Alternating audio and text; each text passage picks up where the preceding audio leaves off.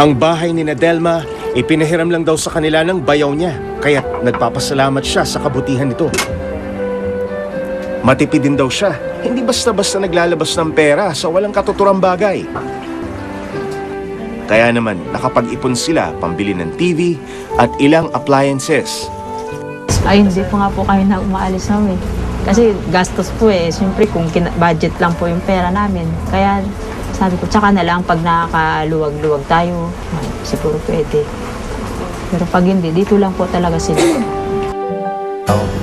Si Ronald naman, may mga gastos na hindi talaga maiwasan. Pag maubos na yung pinaka-budget namin sa isang linggo, importante pa rin yung pambaon nila. Kahit na uutang na lang kami ng pagkain namin, babayaran naman namin yun lingguan naman yung sahod ko. At ang datos na inilabas ng NSCB ay humahamon sa konsepto na kung paano nga ba susukati ng kahirapan. Ano ang silbi ng numero mo kung hindi na siya applicable sa existing condition? Nawawala ng saysay. So kung ganun, ano solusyon? Hindi na rin makatotohanan. Natutukoy ang kahirapan sa pamamagitan ng uri ng pamumuhay ng ating pinili at ginagalawan.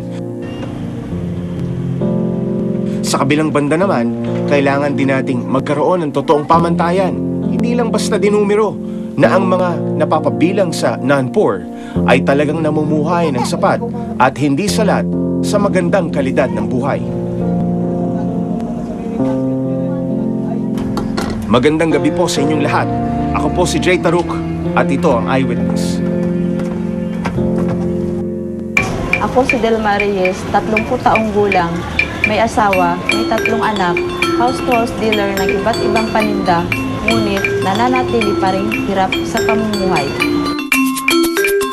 Ako si Ronald Manese, 36 taong gulang, may asawa, may 3 anak, walang permanent trabaho, nakatira sa estero.